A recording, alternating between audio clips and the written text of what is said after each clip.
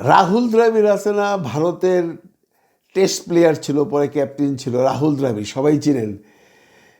একে বলা হয় ঠান্ডা মাথার খেলোয়াড়। মানে ক্রিজে নামবে, টুক টুক টুক টুক করে সারাদিন খেলবে, সকালে নামবে, ইনিংস শেষ করে মাঠ থেকে উঠবে, ডিপেন্ডেবল বলে তারা। কিন্তু আমি ওরা বলি ঠান্ডা মাথার খেলোয়াড়। ঠিক এরকম ঠান্ডা মাথার খেলোয়াড় আছে আমাদের দেশে, যার নাম প্রফেসর ডক্টর মোহাম্মদ ইউনুস। ঠান্ডা মাথার খেলোয়াড়।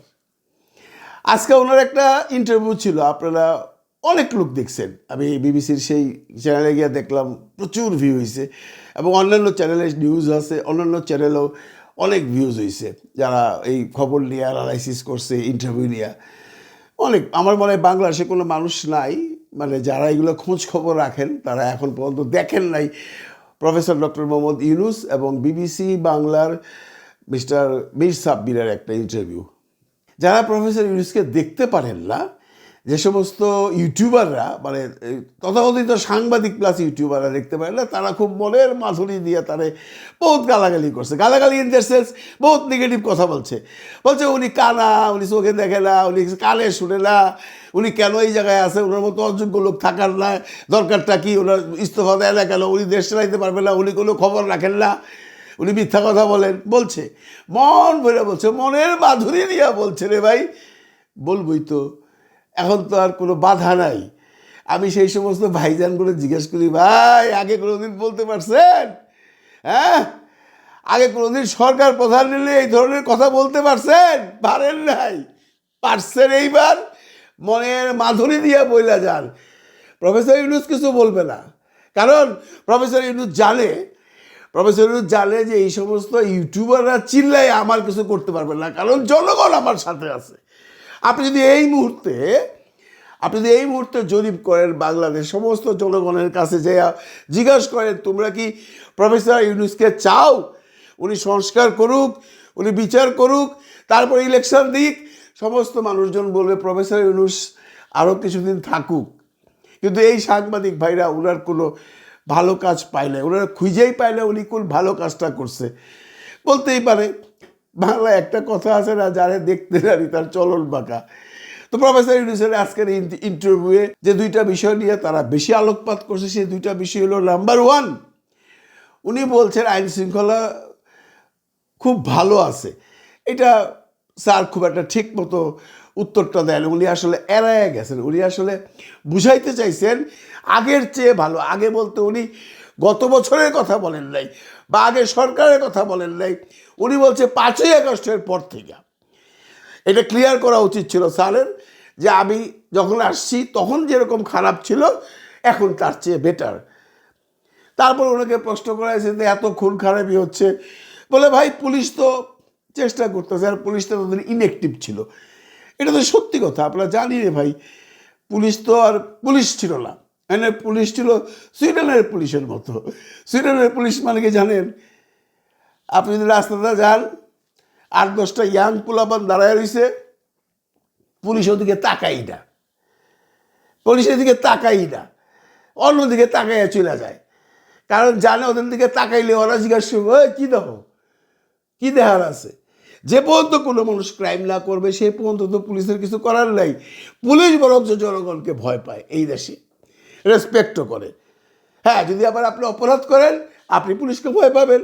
তো বাংলাদেশের পুলিশের অবস্থা হয়ে গেছিল এরকম, জনগণ দেখলে ভয় পাইতো। এইটাই সব বুঝাইতে চাইছে। দ্বিতীয় যে কথাটা নিয়ে সবচেয়ে বেশি সমালোচনা হচ্ছে, সেইটা হইল ভারতের সাথে সম্পর্ক কেমন। উনি স্পষ্টত বলছেন ভালো, এটা তো আমরা বিশ্বাস করলাম না। আমরা নিজেরাও জানি ভারতের সাথে সম্পর্ক খুব একটা ভালো না। যদি ভালোই থাকতো তাহলে ওই ভিসা সংক্রান্ত জটিলতাটাও কমতো।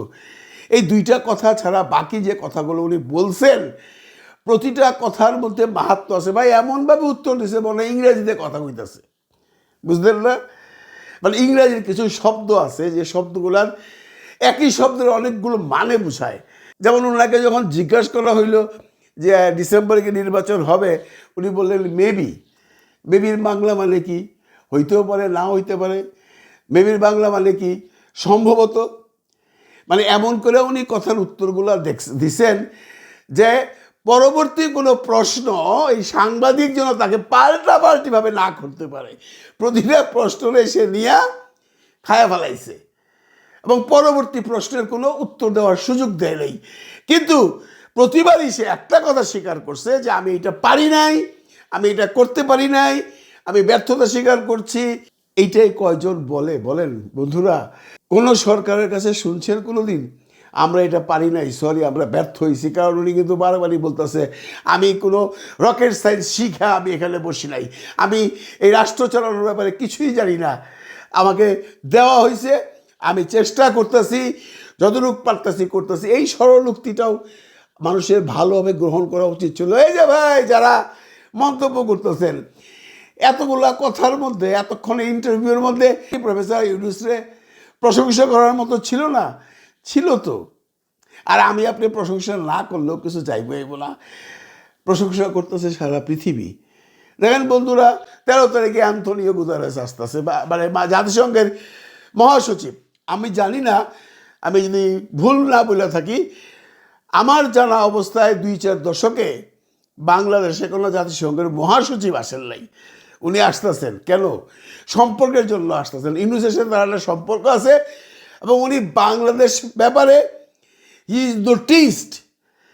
এই যে আসবে, রোহিঙ্গাদের দেখতে যাবে, এই বিচারের কথা আলোচনা হবে, রাষ্ট্রপ্রধানের সাথে মানে সরকার প্রধানের সাথে, প্রধান উপদেষ্টা যিনি আছেন তার সাথে মিটিং করবেন, কিছু স্টুডেন্টদের সাথে মিটিং করবেন।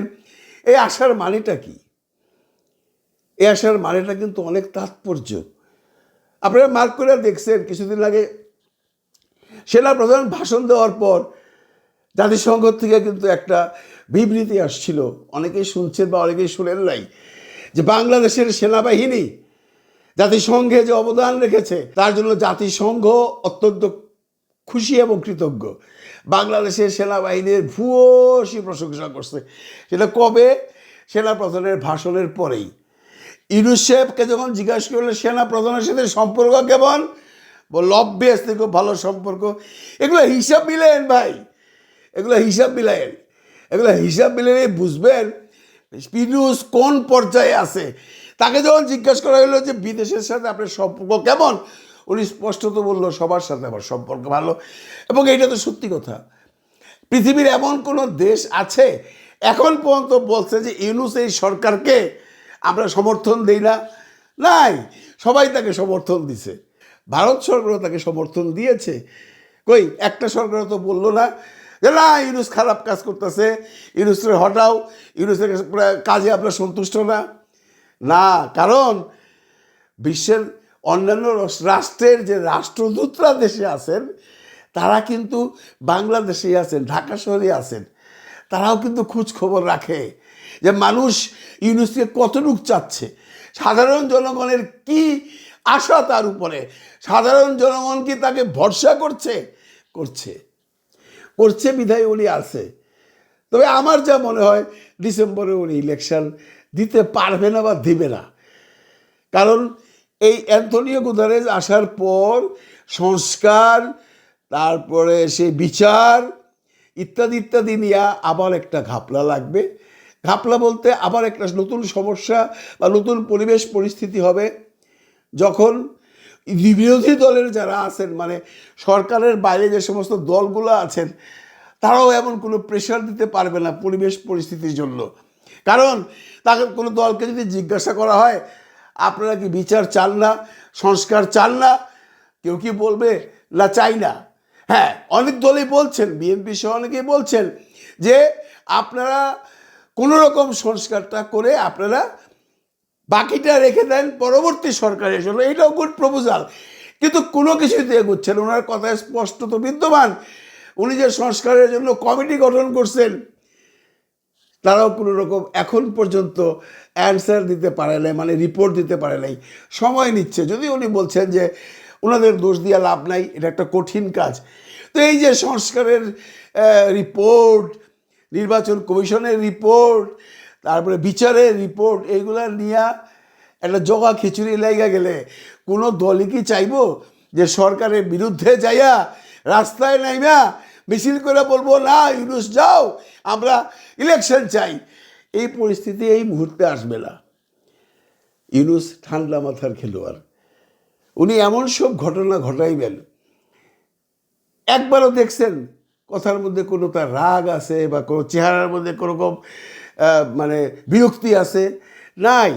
মনে মনে থাকতে পারে, উষ্মা প্রকাশ করেন নাই উনি। উনি হাইসে হাইসে উত্তর দিচ্ছেন।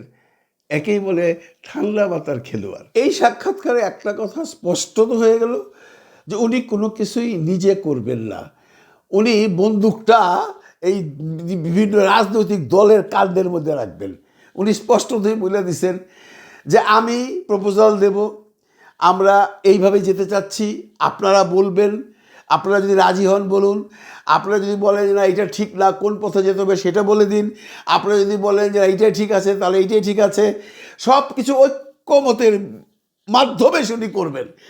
উনি একা কোনো ডিসিশন রাখবেন, উনি গুলি ছুড়ব, বন্দুকটা রাখবো আরেকজনের কাঁধে, কারণ উনি একজন ঠান্ডা মাথার খেলোয়াড়। ওনাকে একটা প্রশ্ন করা হয়েছিল যে বিএনপির ভারপ্রাপ্ত চেয়ারম্যান তারেক সাহেব বলছেন যে উনি জনগণ ওনার উপরে আস্থা হারিয়ে ফেলছেন। তারেক জিয়া সাহেব এই কথাটা বলেছেন।